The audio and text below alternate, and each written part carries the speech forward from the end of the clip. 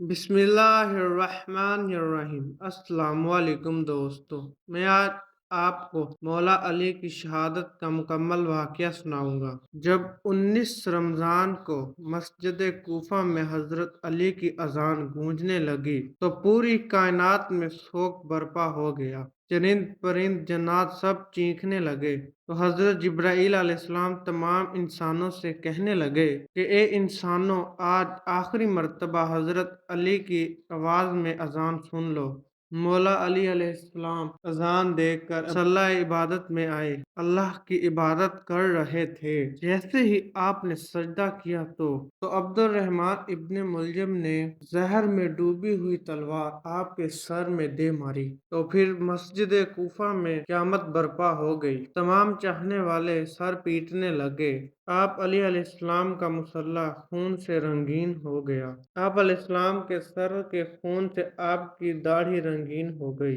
कुछ चाहने वाले उस मालूम को ढूंढने लगे जिसने मौला अली को ज़र्ब मारी थी, तो कुछ मौला अली के सर का खून साफ करने लगे। इतनी देर में मौला अली अलैहिस्सलाम ने फरमाया, ए हसन, यह नमाज फजर का वक्त है। पहले नमाज मुकम्मल करवाओ और फिर मुझे देखना। इमाम हसन अलैहिस्सलाम ने नमाज पढ़ाई और मस्जिद में तमाम मुसलमानों ने नमाज पढ़ी। जैसे ही नमाज खत्म हुई तो अब्दुल रहमान इब्ने मुलजिम, जिसने मौला अली अलैहिस्सलाम के सर पर वार किया था, उसको पकड़कर इमाम की खिदमत में लाया गया। कुछ चाहने वाले शहद का शरबत बनाकर पास लेकर आए। जैसे ही मौला अली ने अपने कातल के चेहरे पर खौफ देखा तो अपने चाहने वालों से फरमाने लगे, इस शरबत की मुझे नहीं, मेरे कातल को जरूरत है। ये शरबत इसे पिला दो। इसने मुझ पर एक वार किया है, तुम भी इस पर एक वार करना।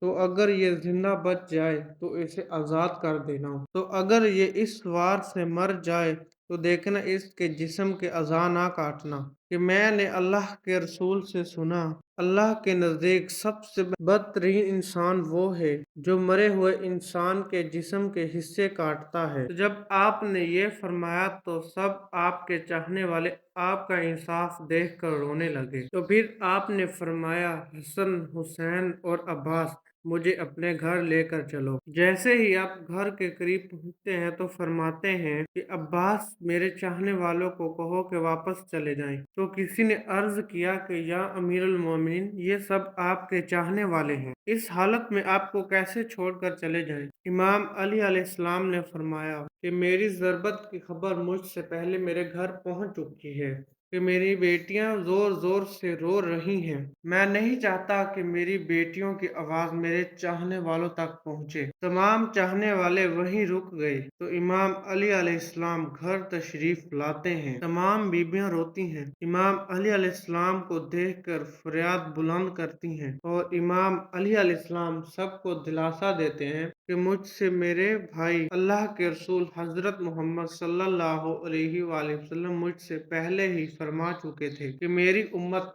रमजान के महीने में मस्जिद कूफा में तुझे ज़र्ब मारेगी और तेरे सर के खून से तेरी दाढ़ी सुर्ख हो जाएगी। ये वक्त सब्र का है। आपको बिस्तर पर लटाया गया। जैसे ही तबीब ने इमाम अली अलैहिस्सलाम को देखा तो चीख के रोने लगा और फरमाने लगा, वो ज़र्ब जहर में डूबी हुई थी और जहर मौला अली के पूरे जिस्म में फैल चुका है। जितना हो सके आप इनको दूध पिलाएं। जैसे ही ये खबर पहुंची तो कूफा के यतीम बच्चे अपने हिस्से का दूध लेकर इमाम अली अलैहिस्सलाम के घर पहुंच गए और बाआवाज बुलंद कहते हैं, या हसन, हमारे हिस्से का दूध हमारे मौला को पिलाइए। हम एक मर्तबा यतीम हो चुके हैं, दूसरी मर्तबा यतीम नहीं होना चाहते। इमाम अली अलैहिस्सलाम बिस्तर शहादत पर भी मुसलसल अल्लाह का जिक्र करते रहे और जैसे ही 19 का दिन खत्म हुआ, 20 रमजान की रात आई, आप फरमाने लगे, और अब मेरे हुजरे में कोई भी ना आए। पूरी दुनिया के जिन्नात और फरिश्ते मुझसे मिलने आ रहे हैं। जैसे ही 20 रमजान का सूरज तलू हुआ तो आप इमाम हसन से फरमाने लगे कि जाओ, मेरे तमाम चाहने वालों से कहो कि अपने इमाम का आखिरी दीदार कर लें। आपके चाहने वाले जैसे ही कतार बनाकर आपके घर में दाखिल हुए कि देखा कि जहर फैलने की वजह से आपका चेहरा जर्द हो चुका है। सब चीख कर रोने लगे। इमाम अली अलैहिस्सलाम फरमाने लगे پوچھو جو پوچھنا چاہتے ہو۔ میں علی زمین کے رستوں سے زیادہ آسمان کے رستے جانتا ہوں۔ پوچھ لو، جب تم مجھے اپنی آنکھوں سے نہیں دیکھو گے تو پچھتاؤ گے۔ کاش کچھ اور پوچھ لیتے۔ ایک عقیدت مند نے سوال کیا۔ کسی نے جواب لیا اور کوئی زیارت کرتا رہا، اور جیسے ہی آپ کے چاہنے والے جانے لگے تو امام علی علیہ السلام فرمانے لگے، حسن میرے پورے خاندان کو میرے حجرے میں لے کر آؤ۔ امام علی علیہ السلام نے وصیتیں کی اور فرمایا، اب میرے خاندان کا وارث میرا بڑا بیٹا حسن ہے۔ اور امام حسن سے فرمانے لگے، اور حسن جتنا ہو سکے اپنی زبان و کردار سے محبت و امن کا پیغام دیتے رہنا، اور اپنے نانا کے صلح حدیبیہ کو یاد رکھنا، اور کوشش کرنا کہ مسلمان کا دشمن نہ بنے، اور تقوی سے دور نہ ہونا۔ اگر دنیا تمہارے قریب آئے بھی تو اس سے دل نہ لگانا۔ دنیاوی چیز نہ ملنے پر کبھی افسوس نہ کرنا۔ ہمیشہ حق بات کہنا، مظلوم کی مدد کرتے رہنا۔ حسن حسین جتنا ہو سکے میرے پیغام کو وہاں تک پہنچانا کہ اپنے کام ذمہ داری سے کرتے رہیں، کہ اپنے درمیان تعلقات کو اچھا بنائے رکھیں، کہ میں نے تمہارے نانا حضرت محمد صلی اللہ علیہ وآلہ وسلم سے سنا ہے کہ لوگوں کے بیچ صلح کروانا ہزاروں سالوں کے روزہ نماز سے بہتر ہے، اور یتیموں کے بارے میں اللہ سے ڈرتے رہنا کہ کبھی بھی وہ بھوکے نہ رہیں۔ پڑوس میں رہنے والوں کا خیال رکھنا کہ اللہ کے رسول پڑوسیوں کے بارے میں بار بار اتنی نصیحت کرتے کہ لوگ سمجھنے لگتے کہ شاید اللہ کے محبوب حضرت محمد صلی اللہ علیہ وآلہ وسلم کہ ان کو ہمارا وارث بھی بنانے والے ہیں۔ اور قرآن پر عمل کرنے پر دیر نہ کرنا، ایسا نہ ہو کہ دوسرے قرآن کو سمجھ کر تم پر حکومت کرنے لگیں۔ نماز کے بارے میں اللہ سے ڈرتے رہنا کیونکہ وہ تمہارے دین کا ستون ہے، اور اللہ کے گھر کی حفاظت کرنا کیونکہ وہ تمہاری پہچان ہے۔ اللہ سے ڈرو اپنی جان، مال اور زبان کے بارے میں۔ نہ کسی کا مال غصب کرو اور نہ ہی کسی کو تکلیف دو۔ ایک دوسرے کی مدد کرتے رہنا، اور خبردار، ہر مسلمان ایک دوسرے سے جڑ کر جینا، ورنہ تم پر وہ لوگ مسلط ہو جائیں گے۔ اگر تم فریاد بھی کرو گے تو تمہاری آواز سننے والا کوئی بھی نہیں ہوگا۔ سارے عبد المطلب کے بیٹوں کو خبردار کر دو کہ اگر اس ضرب سے میری شہادت ہو جائے تو میرے قاتل کو بھی صرف ایک ہی ضرب مارنا، تو اگر بچ جائے تو اسے آزاد کر دینا، اور اگر مر جائے تو اس کے جسم کی بے حرمتی مت کرنا، اس کے جسم کے حصے نہ کاٹنا۔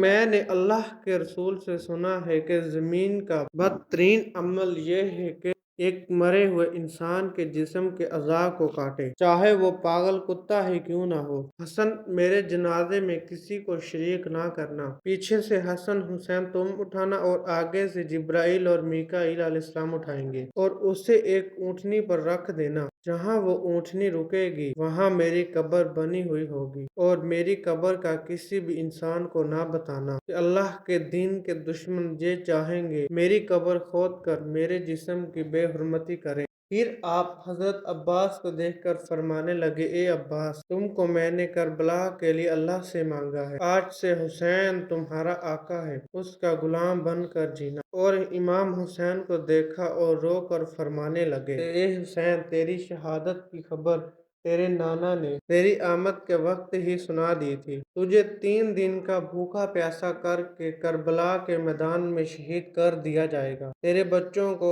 تیرے ساتھیوں کو بے دردی سے مارا جائے گا۔ حسین، تیری شہادت کے بعد میری بیٹیوں کو اور تیری بہنوں کو رسیوں میں قید کر کر اسی کوفہ اور شام میں پھرایا جائے گا۔ حسین، اللہ کے دین کے لیے صبر کرنا۔